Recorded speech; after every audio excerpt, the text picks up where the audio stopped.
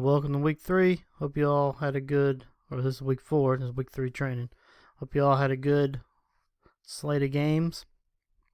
And let's roll right into it. Alright, so one of the rule changes this year was we added, for disconcerting fouls, took away the unsportsmanlike aspect of it, dropped it from 15 to 5 yards. Signal is now the old uniform illegal equipment signal. So it's not one we get a whole lot on video a lot. So when we do, I'm trying to make sure I highlight it. We're going to watch this middle linebacker right here. And this what the call was disconcerting signal. And you can see he's waiting. I mean, they telegraph it. They're waiting, seeing the snap is imminent. And then he's going to drop his foot. Looks a little better when we do it full. And drop his foot, and he yelled, right, trying to time it to be simultaneous with the snap. Now the argument could be made and has been made.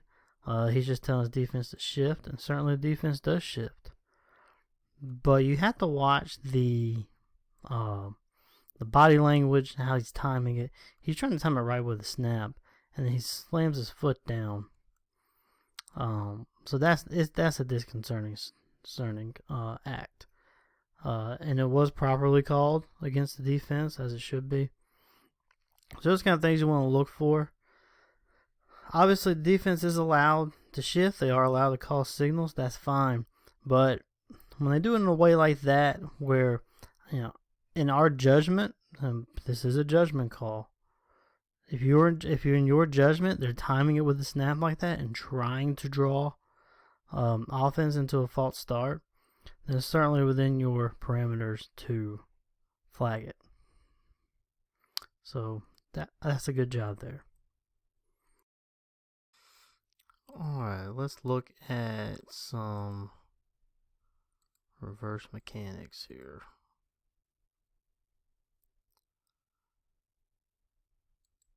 So this is late in the game, fourth quarter, pretty close game. A pretty good interception right here.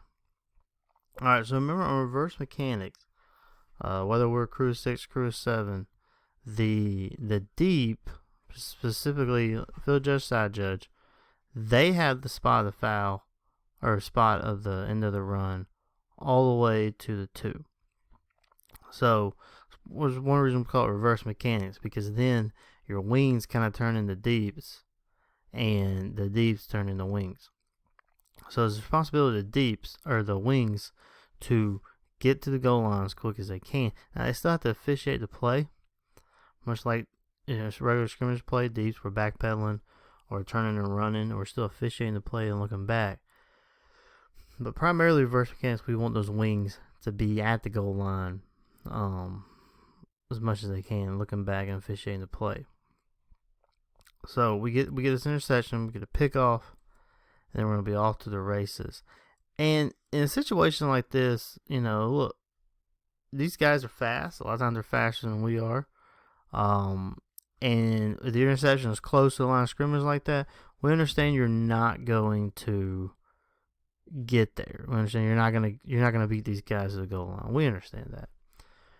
But when you're in a situation like this, we still get in a position where you're running, but you're still officiating, you're still paying attention to what's going on. In this situation, you have 2 people kind of keying on the runner. The referee, he's here. He's got this angle, but he's probably mainly watching this kind of action, because you might have a threat here if this guy comes in for a block in the back or something, which looks like he's not going to. So the wing is watching down the sideline here.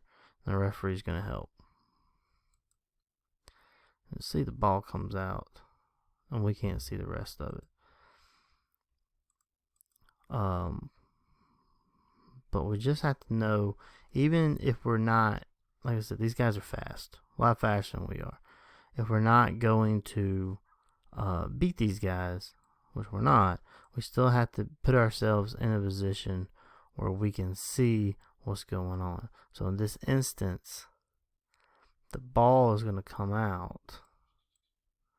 And the camera cuts away, we don't see, but it looks like the ball has popped out the 7 into the end zone.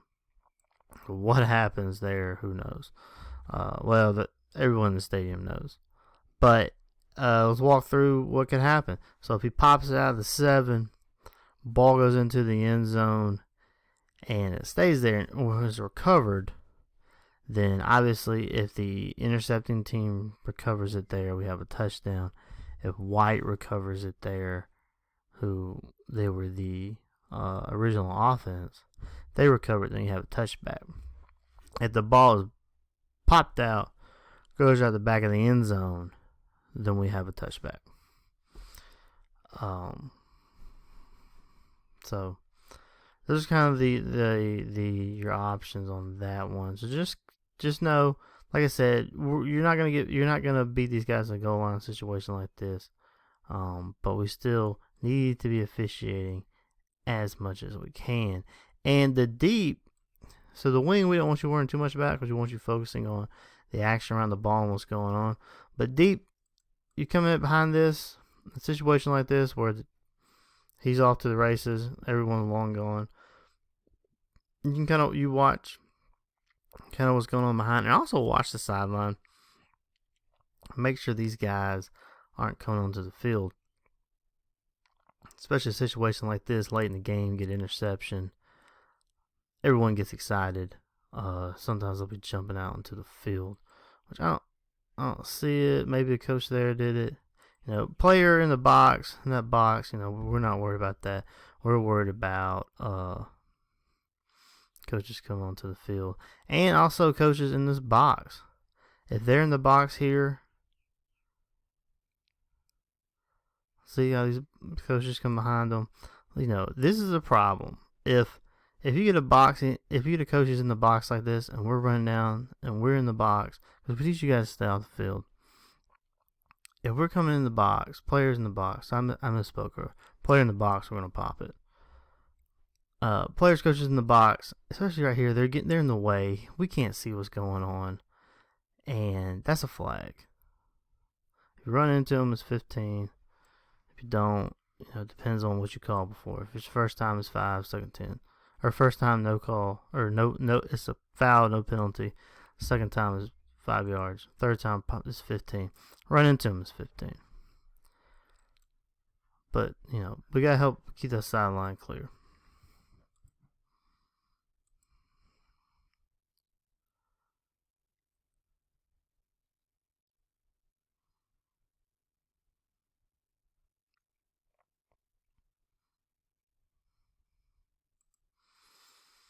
So we have the new areas of coverage on a kickoff. Umpires, you're responsible in a crew of 6 for what goes on in between the hashes. So here we're gonna have a player upended right in between the hashes, and it's fouls like that is why we institute these new areas of coverage. Makes this easier to see. So, like I said, if you're the umpire, you have everything in between the hashes. So you're just looking in here. Deep down this side, since you really don't have a threat in your area, hash of the sideline, you could peek in here and kind of look at what's going on, these threats here. That way it frees up the umpire, and he can get this block below the waist, which makes it a little bit easier when the guy goes up in the air higher than the rest of the players. Makes that a little bit easier. But hopefully areas of coverage makes that easier to see. So hopefully that's working to go block below the waist.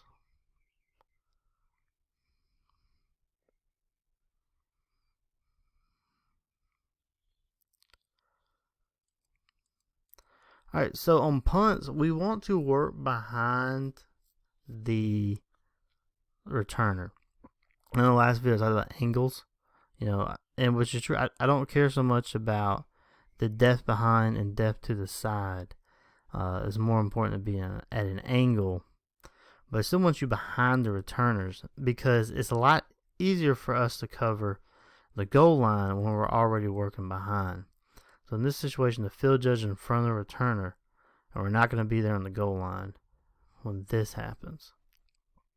So it's hard for us to tell whether or not this ball is behind the goal line or in front of the goal line, because we're not on the goal line to officiate. So it's easier to go ahead and be behind the returner. Work your angle so you can see what goes on. And this would be both deeps behind the returner. That way it's easier for us to get to the goal line and cover it. And then when we see that the ball is headed toward the goal line, we kind of just need to haul hiney to get to the goal line so we can be there to officiate the best we can. Side judge, you're not going to see this anyway because he's got your back to it. But we would still want you on the goal line in this situation in case he fell on the other way, looking, and then you can see it. Both deeps on the goal line in this situation. Initially, you're gonna have to be set up on the goal line because we're not snapping inside the 40, and it doesn't look like the returner's set up on the 10. No, he wasn't set up on the 10. So initially, we're not gonna be on the goal line, but we still want to be set up behind the returner. That way, we can get to the goal line easier. And like I said, when you see that ball breaking to the goal line, it looks like we're going to play the goal line. Just haul hiney.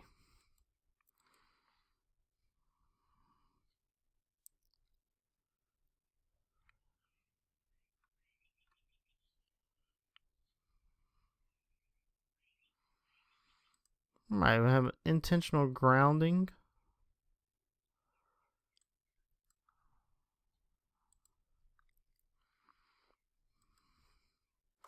So they said there was a player in the area. No. These two aren't eligible. Sorry. This is the offensive team. To me, this is not in the area. We try to say general rules 10 yards. So the numbers are 9, and he's more than a yard from the numbers. So he is not in the area. There's another receiver on downfield here. It's also important for the quarterback to just kind of look at intent. So let's walk through the mechanics of this. Because when we talk about intentional grounding, there's no play that's more of a crew call than intentional grounding. So the first thing we'll do, we want the wing and or the deep or both to kind of come together on this. Really, both individually kind of need to say, I have no player in the area. And then the other one kind of says, I have no player in the area too. In this situation, you kind of want the wing initiating this. If the wing comes on the radio and saying, I don't have a player in the area. Deep comes in and he says, I don't have a player in the area. So we neither have a player in the area. And then you got the referee. Now he has to make the call. It's kind of, was it intentional? Did he have it? Even if it's not intentional, if there's no player in the area, it doesn't matter intent because he's throwing to a player not in the area. But now the referee's got to take into consideration where the ball was thrown from, and that's probably the hardest part as a white hat of intentional grounding, because most of the plays we don't know exactly where the ball was thrown from, so you kind of just have to build it into your process, whatever your process is, taking a mental note of where the quarterback was when he threw a pass. So this situation it really comes in handy because we're right here on the goal line. So the referee now has to make the decision: was he in the end zone or was he out of the end zone? And it's hard to tell right here, even at our angle. Right-handed quarterback coming that way. A lot of times we're going to be behind them, but I believe we went with throwing from the end zone. If you're going to do that, remember it's a safety, so let's really make sure he's in the end zone. If you're going to go within the end zone, and it's hard to tell on film here, but that's kind of just wanted to walk through the process of intentional grounding. Alright, here's another one. Intentional grounding.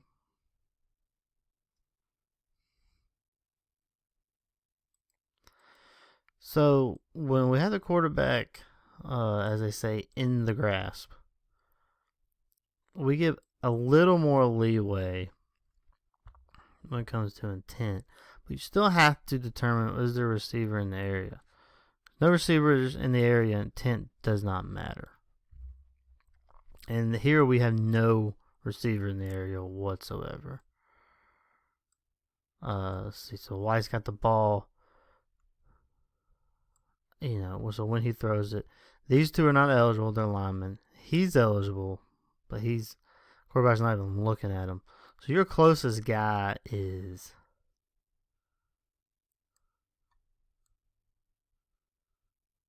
who is your closest guy? Okay, no, there's nowhere near. There's no one near. So your wing now has to make the determination on this side. Comes on the radio, says, I don't have a receiver in the area. And this kind of play, this is all on the wing. The deep doesn't matter because it's so far behind the goal line. So the wing on this side comes on the radio, says, Mr. Referee, I do not have a receiver in the area. So now the referee is on him to drop his flag. Like I said, when they're in the grass, we give a little more leeway as far as where they're throwing. But in this situation, there's no one anywhere near. Just a couple of linemen. I think these are all linemen. So you got one player there, but when the ball was thrown, I think he's out of frame. Well, he's right there. That's still not in the area. It's nowhere near. He's 20 yards deep. So it's a crew call initiated by the wing, sometimes the deep, depending on how far downfield the ball is thrown. Those are the ones we gotta get right. Those are important calls. They're loss of down plays. Oftentimes they're in key situations. So those are plays we've got to get right.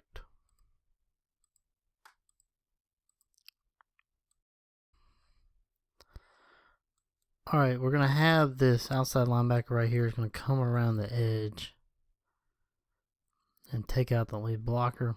It's correctly called. So remember, blocking below the waist is not just on the offense. Again, defense can do it too. So make sure we're always on the lookout for that. All right. Also, as we know, no angry flags, please.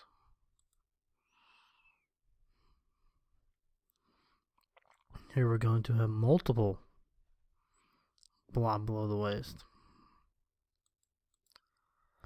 There's one.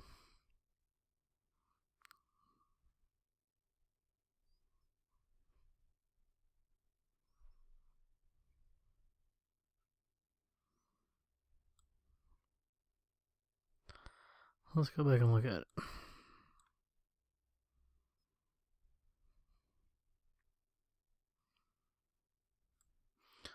Here, he is a wingback. So he's outside the free blocking zone as it is. He's going to come in and take out the linebacker right there. Then while he's on the ground, he's going to help take out another guy from below the waist. So there's two by the same player.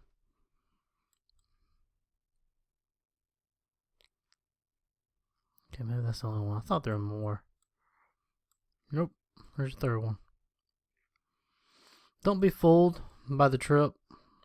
If he's going down to if he's going to block the guy and he falls, or he goes down like that, and the contact is below the waist, it's a block below the waist.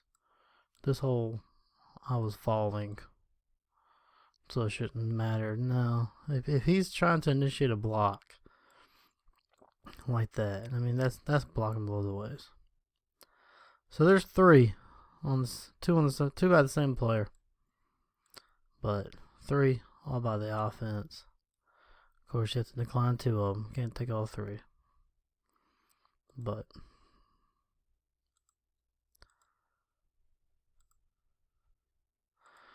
all right, notice who is lined up. Notice who is. Remember, if they have a player outside the 5 yards, that is the only player who can kick the ball. So he is outside the 5 yards. So he's the only player that can kick the ball. And then this guy's going to kick the ball. This is a dead ball foul. So we would kill it.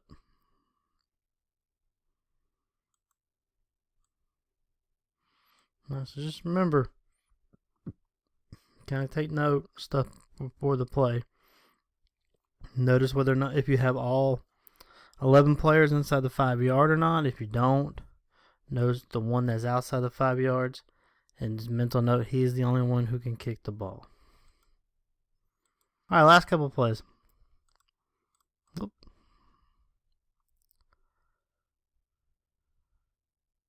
So we want to be careful. Here, they have 10. So they're going to run in this 11th guy, which is fine. They can do it. Ball hasn't been snapped yet. But let's be careful on these because he's going to come in. Defense does not have time to match up, which, is legal. We don't have matchup rules in college. But he's going to come in virtually unabated at the punter. So, which by rule, there's nothing we can do. The same team later in the game, and they're doing the same thing, running that 11th man. Looks like that time they stopped it. We need to be cognizant of that. If it happens once, all right. Well, there's nothing we can do. But they do this a second time, like you did there. Now we kind of need to start looking out for it, because it could be doing it intentionally, and it is an advantage because defense is not having time to match up on that. So, and like with the first one, it's a safety issue because as you saw, he came unabated at the punter. The punter could have gotten hurt. So, this is the first time it happens. Okay, if it happens repeatedly throughout the game, then we need to start telling coach, or just like they did here. They just stopped it. Didn't let them get it off. So.